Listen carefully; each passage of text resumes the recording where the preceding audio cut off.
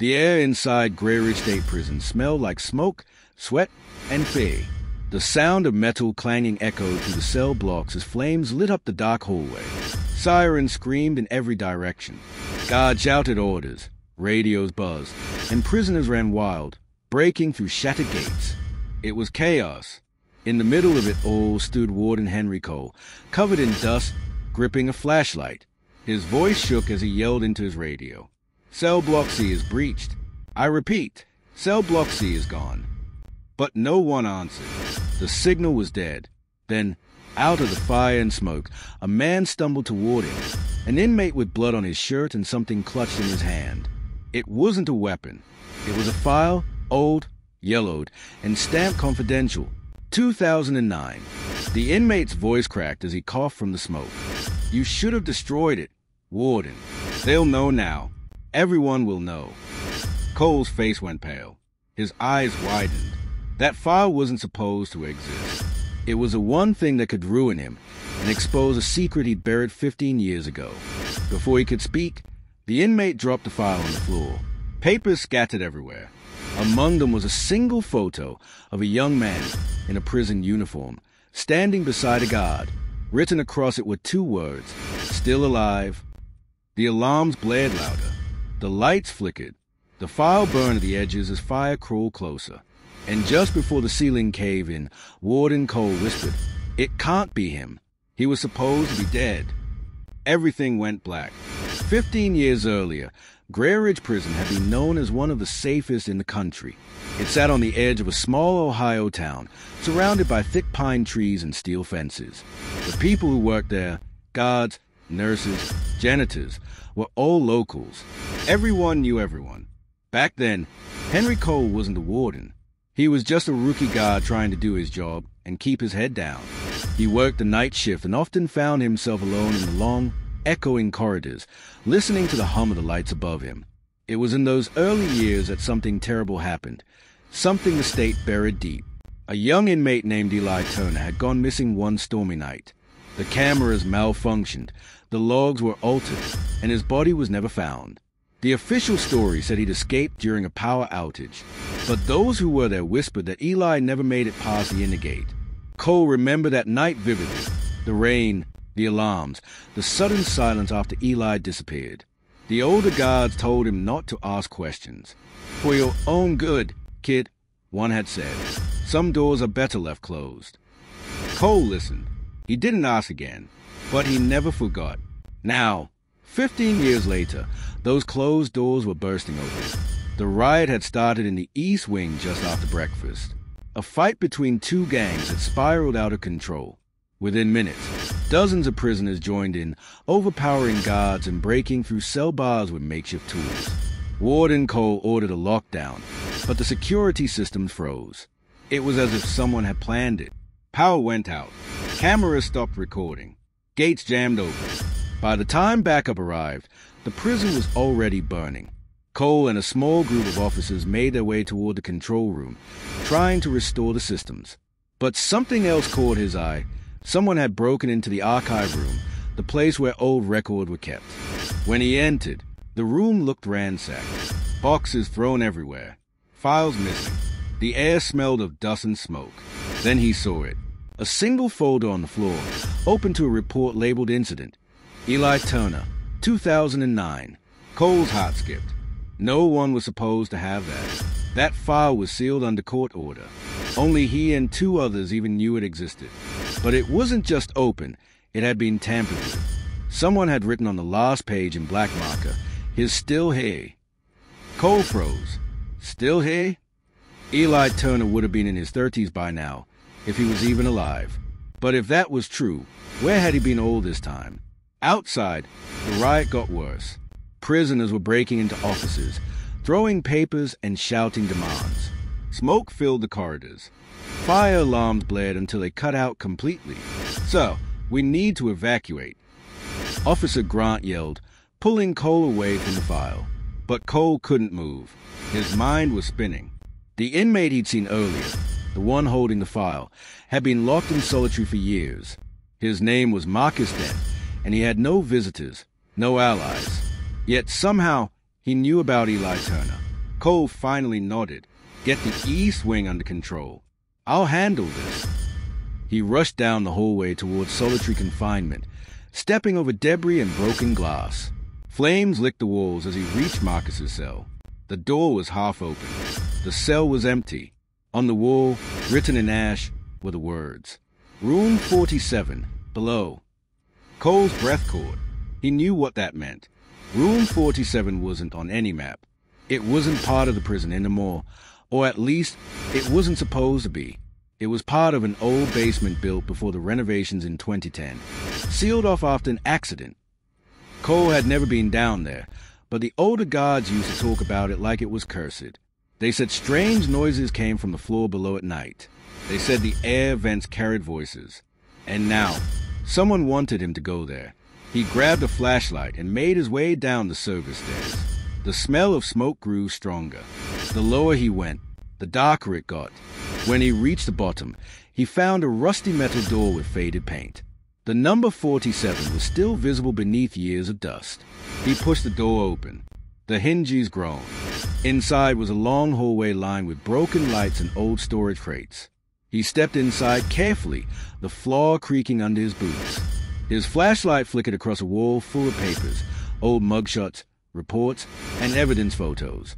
And then, at the far end of the room, he saw something that stopped him cold. A small metal bed, a food tray, a chain bolted to the floor. Someone had been living there. Recently, Cole's flashlight landed on a piece of paper pinned to the wall. It was a photo, Eli Turner, older, bearded, eyes full of hate. Below it, written in shaky handwriting, I never left. A crash echoed behind him.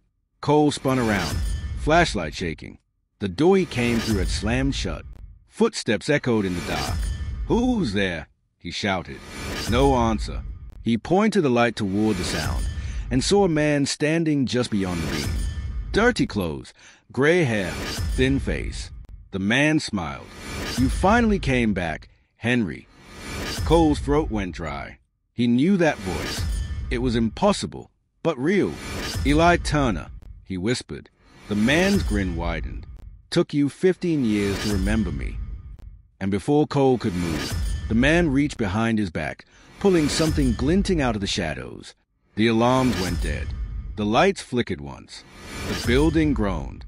Then a single gunshot echoed through the underground hall. Silence followed. And above, as smoke poured from the prison roof, the riot began to die down, while deep below, a secret 15 years old was finally clawing its way to the surface. The gunshot echoed through the basement and rolled through the hollow tunnels beneath Grey Ridge Prison. Dust rained from the ceiling, and for a long moment, nothing moved. The lights flickered once, twice, and then steadied into a weak orange glow. Warden Henry Cole blinked against the smoke, his heart pounding so hard he could feel it in his ears. The room smelled like gunpowder and rust.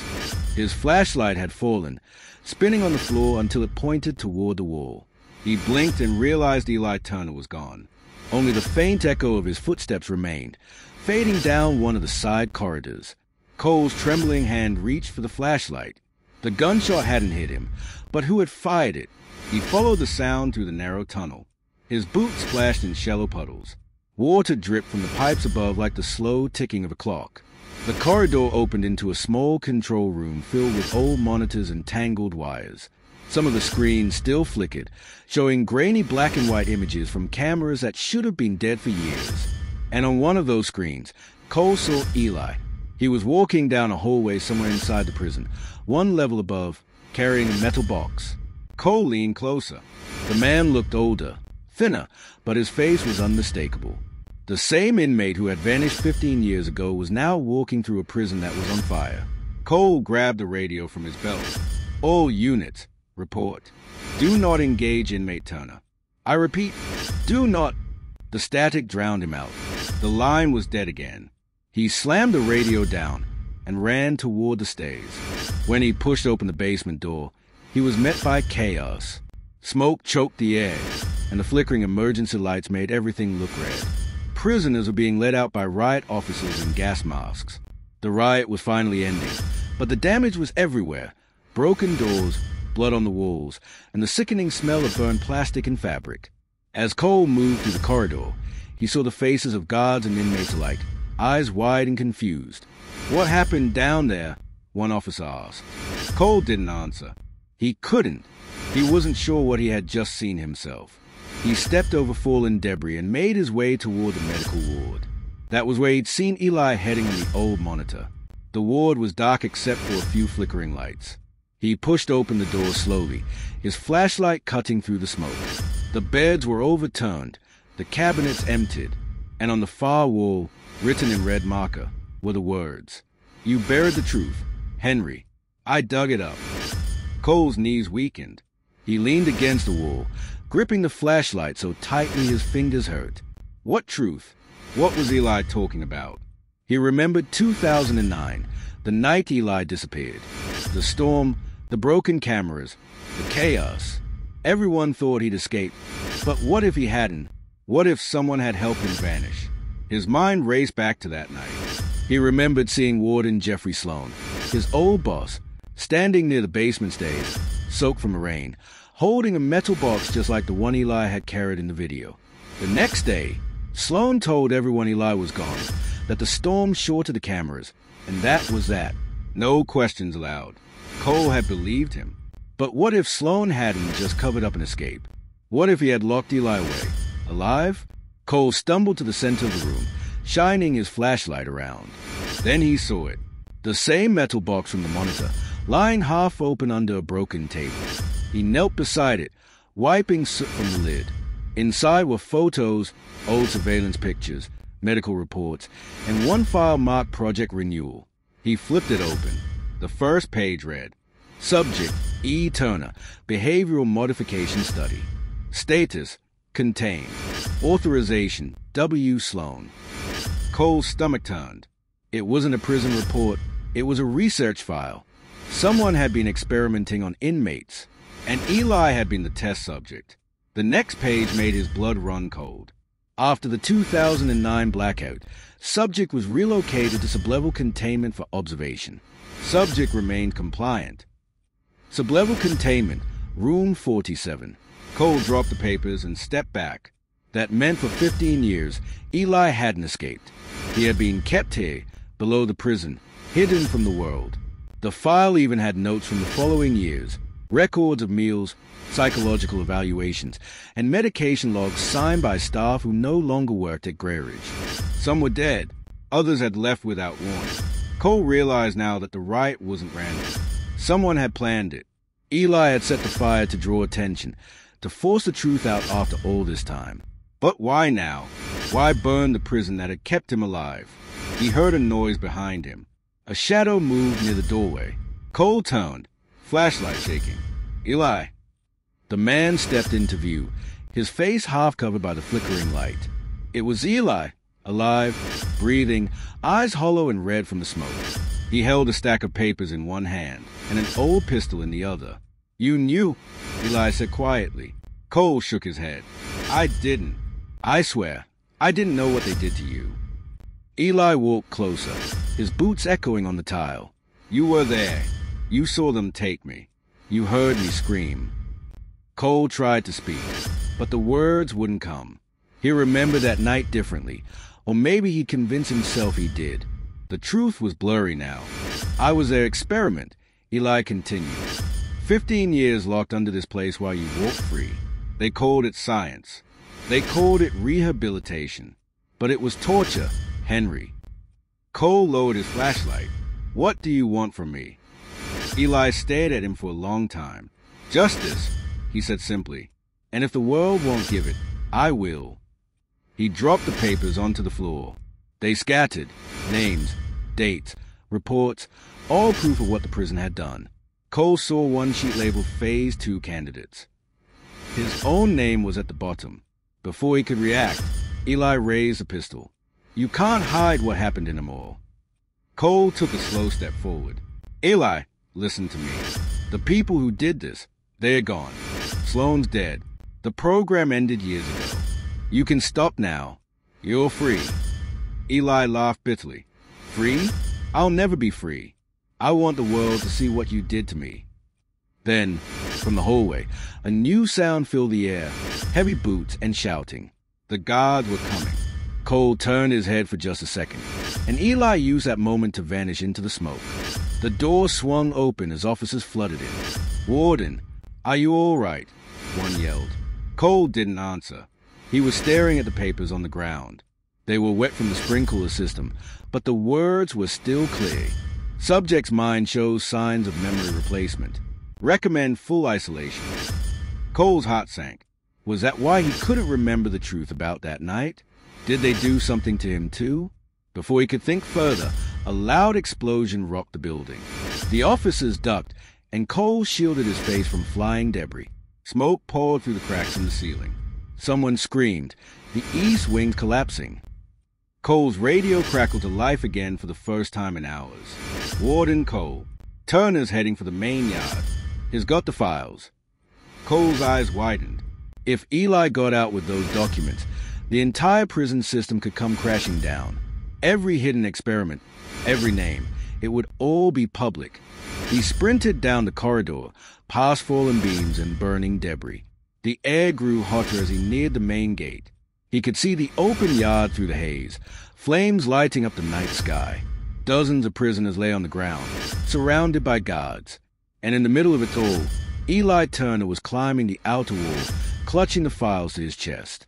Cole shouted, "Eli, don't do this." Eli turned his head just enough for their eyes to meet through the smoke. His face was calm now, almost peaceful. "You buried the truth," he said softly. "Now the world will dig it up." He took one more step, his foot slipping on the wet metal. Cole reached out his hand, but it was too late. The sound of thunder filled the air, not from the sky, but from a second explosion deep inside the prison. The shockwave threw Cole backward, the world spinning around him. And as everything went dark again, the last thing he saw was a flash of white papers flying through the smoke like broken wings, proof of a secret 15 years in the making, finally set free.